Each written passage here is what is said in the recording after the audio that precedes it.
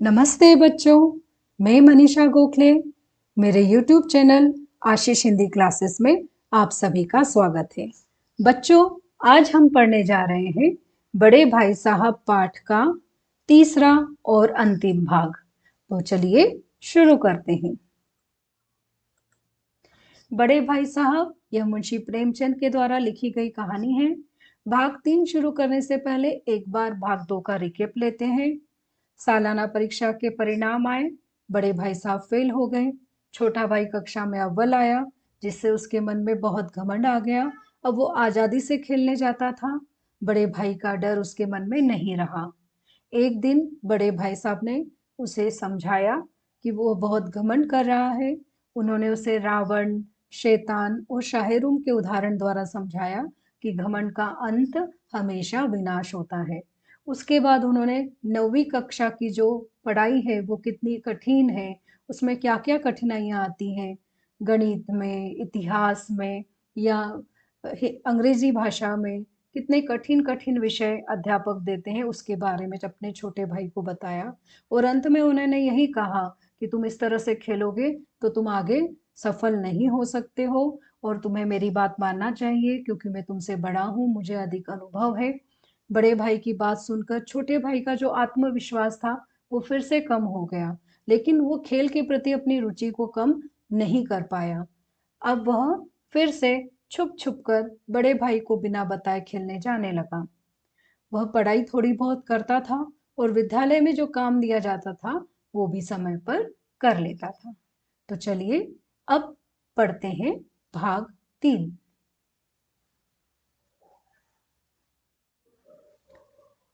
इस अंश का सारांश जानने से पहले नए शब्द और मुहावरों के अर्थ देख लेते हैं। संयोग, आश्चर्यपूर्ण घटना, अचरज, आश्चर्य, प्राणांतक, जानलेवा, नतीजा, परिणाम, विधि, भाग्य, कुटिल भावना, बुरा विचार, उदित होना, आना, दनादन, जल्दी जल्दी। मुहावरा है मुद्रा कांतिहीन होना, मतलब चेहरे की चमक चली जाना। चलिए अब इस अंश का सारांश देखते हैं।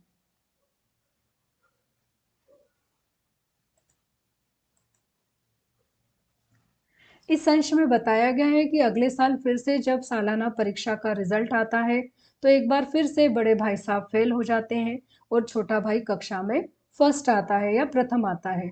उसे बहुत आश्चर्य होता है। वह सोचता है कि बड़े भैया ने कितनी मेहनत की थी, दिन रात पढ़ते रहते थे। उन्होंने अपने कोर्स का एक एक वर्ड रट डाला था, पूरा मगअप कर दिया था। इतना पढ़कर उनका चेहरा मुरझा गया था, पर फिर भी बेचारे फेल हो गए और मैं पास हो गया। उसको खुद पर खुशी तो हो रही थी, लेकिन जब भाई को दुखी देखा, रोते हुए देखा तो वो भी दुखी हो गया। अब दोनों भाइयों में एक ही कक्षा का अंतर बच गया था। छोटे भाई के मन में एक बुरा विचार आया, अगर अगले साल भी मैं पास हो जाऊं और भैया फेल हो जाए तो हम दोनों तो एक ही कक्षा में हो जाएंगे। दूसरे ही पल उसने इस बुरे विचार को अपने मन से निकाल दिया और वह सोचने लगा, अगर भैया मुझे बार बार डांटते नहीं, समझाते नहीं तो क्या मैं पढ़ाई करता। आज मैं ऐसे दनादन फटाफट पास हो रहा हूं तो उसका कारण भैया की डांट ही तो है। अब अगले अंश का सारांश जान लेते हैं।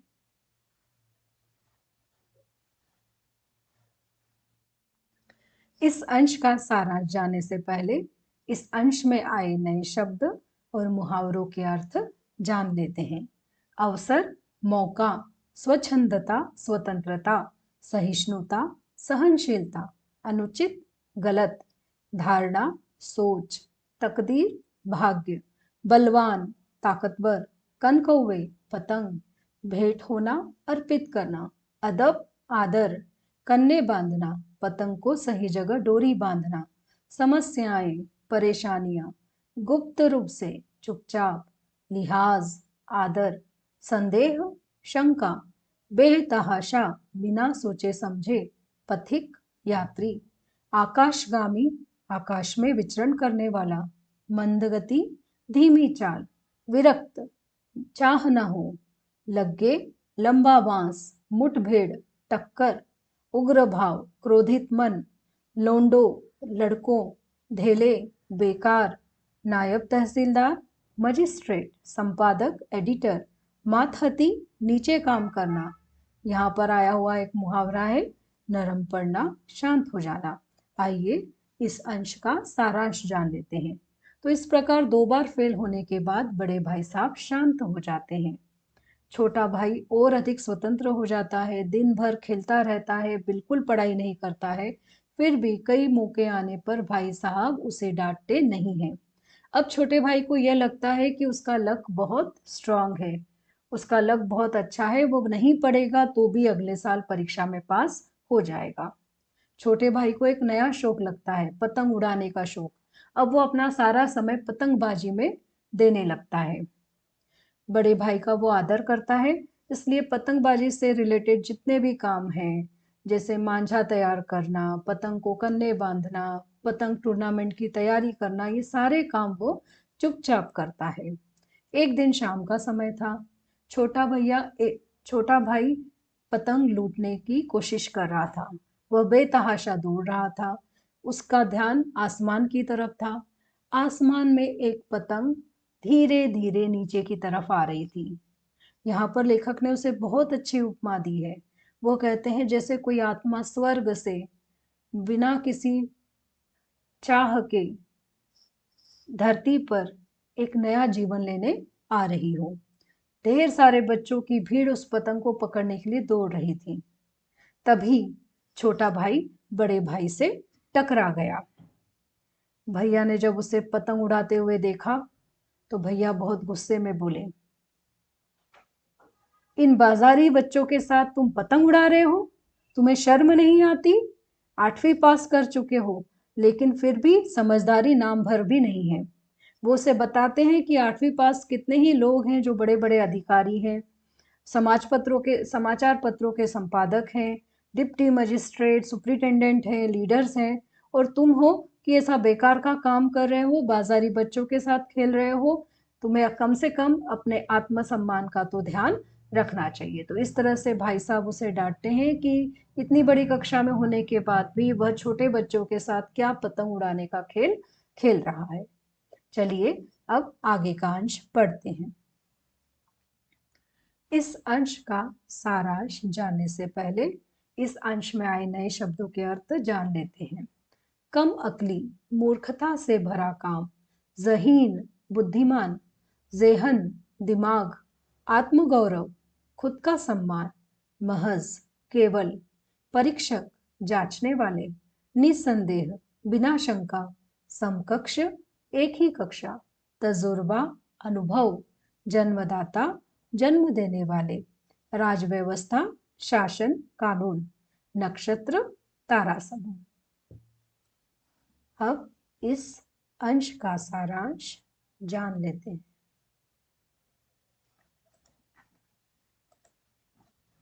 इस अंश में बड़े भाई साहब उसे 8वीं कक्षा में आकर भी बेकार के लड़कों के साथ खेलने के लिए डांटते हैं, कहते हैं कि तुम इतने बुद्धिमान हो, इसमें कोई शक नहीं, लेकिन फिर भी तुम्हारा दिमाग तुम्हें ऐसे इंसल्टिंग काम करने की परमिशन कैसा दे रहा है।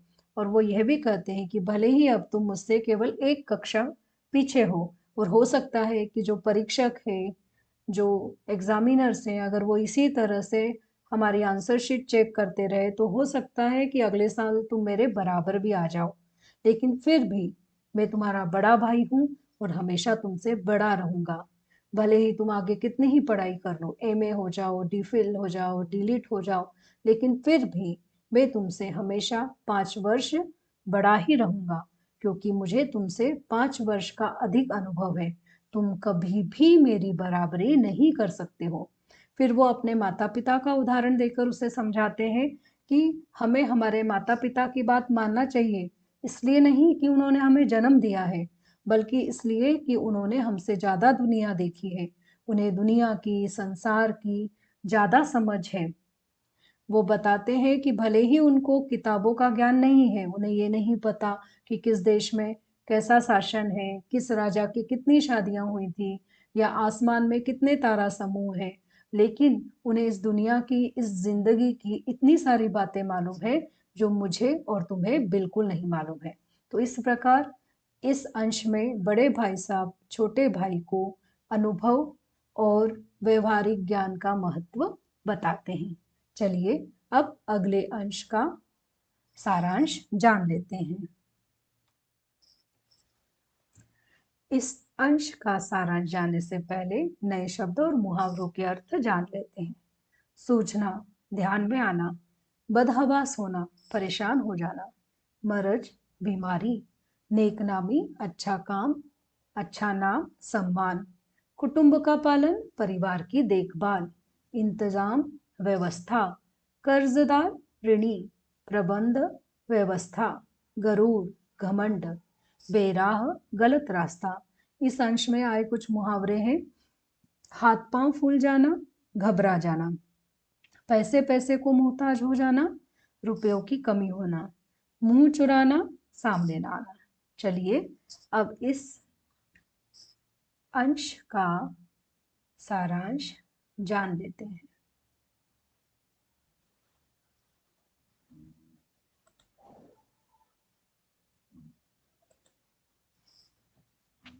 यहाँ पर बड़े भाई साहब कहते हैं कि अगर तुम्हारे सामने कोई परेशानी आ जाए तो तुम घबरा जाओगे क्योंकि तुम्हें अनुभव की कमी है।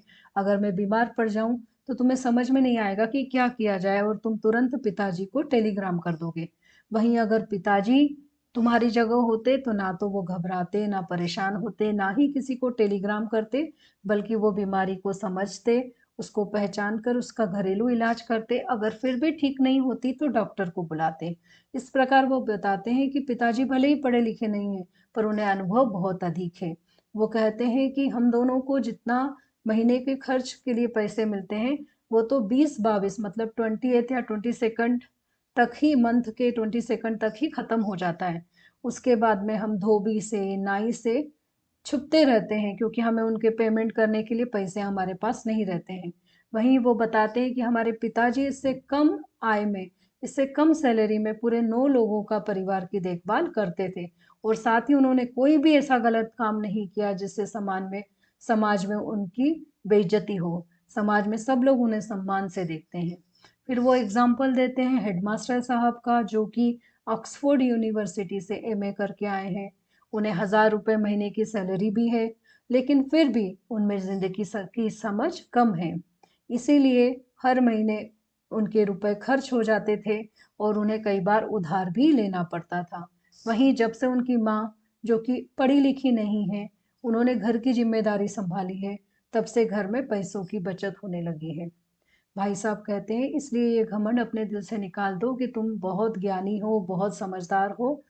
तुम मेरे पास हो तो तुम फ्री हो कुछ भी करने के लिए, ये मत सोचना। तुम मेरी जिम्मेदारी हो और मेरे रहते हुए मैं तुमको कभी भी बेराह होने नहीं दूंगा या गलत राह पर चलने नहीं दूंगा। इस अंश का सारांश जानने से पहले इस अंश में आए नए शब्द और मुहावरों के अर्थ देख लेते हैं। युक्ति, उपाय, तरीका, लघुता, छोटापन, श्रद्धा, आदर से भरा विश्वास, सजल आंखें, आंसुओं से भरी आंखें, हरगिज, बिल्कुल, फरमाना, कहना। मुहावरे हैं जहर लगना, बुरी लगना, नतमस्तक होना, हार मान लेना। तो यहाँ पर जो भाई साहब ने छोटे भाई को समझाया और साथ में ये भी कहा कि नहीं, मैं तुम्हारा बड़ा भाई हूँ, मेरी जिम्मेदारी है तुम्हें सही राह पर चलाना, ये मेरी जिम्मेदारी है। अगर तुम गलत राह पकड़ोगे तो मैं तुम्हें डांटूंगा भी और अगर जरूरत पड़ी तो मैं तुम्हें मारूंगा भी, भले ही तुम्हें मेरी बात कितनी ही बुरी लगे। भाई साहब की ये बातें सुनकर छोटे भाई की आंखें खुल गई। उसे अपनी गलती का एहसास हुआ। उसका सर भाई साहब के प्रति श्रद्धा से झुक गया। उसने कहा कि नहीं, बिल्कुल, आपको जो आप कह रहे हैं वो बिल्कुल सही है और आपको यह कहने का अधिकार भी है। इस तरह से दोनों भाइयों के मन में जो भी बुरे भाव थे वो सब दूर हो गए। अब अगले अंश को पढ़ लेते हैं। अंश का सारांश जानने से पहले इस अंश में आए नए शब्द देख लेते हैं। कर्तव्य, जिम्मेदारी, और इसमें एक मुहावरा भी आया है, जी ललचाना इच्छा होना। जब छोटा भाई ये बात मान लेता है कि ये उसकी गलती है और वो कहता है कि नहीं भैया, आपको मुझे डाँटने का, मुझे समझाने का पूरा अधिकार है, तो दोनों भाई खुशी-खुशी एक-दूसरे के गले मिल लेते हैं। भाई साहब कहते हैं कि मैं तुम्हें पतंग उड़ाने को मना नहीं करता है। मैं तुम्हें पतंग उड़ाने को मना नहीं करता, मेरा भी मन करता है पतंग उड़ाने का, लेकिन मैं इसलिए ये सब काम नहीं करता हूँ कि अगर मैं गलत काम करूँगा तो तुम मेरे छोटे भाई हो, तुम मुझे देखकर गलत राह पर चलोगे और मेरी ये ज़िम्मेदारी है कि मैं तुम्हें सही राह पर लेकर जाऊँ। तभी एक पतंग कटकर उस ओर आती है और जो कि बड़े भाई साहब लंबे होते हैं तो वो उस पतंग की डोर को पकड़ लेते हैं और तेजी से खुशी-खुशी हॉस्टल की तरफ दौड़ने लगते हैं। यहाँ पर भाई साहब का कटी पतंग पकड़कर खुशी में दौड़ना 2 बातों का संकेत करता है। एक, उनमें जो बचपना है, जो ज़िम्मेदारी के पीछे कहीं छिपा हुआ है, उसे लेखक दिखाना चाहता है और वहीं ये कटी पतंग उनका भटका हुआ भाई है, जिसे वापस पकड़कर वे खुश हो रहे हैं कि उन्होंने अपने भाई को बेराह होने से बचा लिया है। तो इस तरह से बच्चों, बड़े भाई साहब यह पाठ यहाँ पर समाप्त होता है। बच्चों, आपको यह वीडियो कैसा लगा? कमेंट पर लिखकर ज़रूर बताइएगा। अगर आपने मेरे चैनल को सब्सक्राइब ना किया हो, तो सब्सक्राइब ज़रूर कीजिए। नोटिफ़िकेशन पाने के लिए बेल आइकन को प्रेस करना ना भूलें। आप मेरे वीडियो देखते रहिए, पढ़ते रहिए और सीखते रहिए। मैं जल्द ही वापस आऊँगी एक नया वीडियो लेकर। तब तक के लिए धन्यवाद।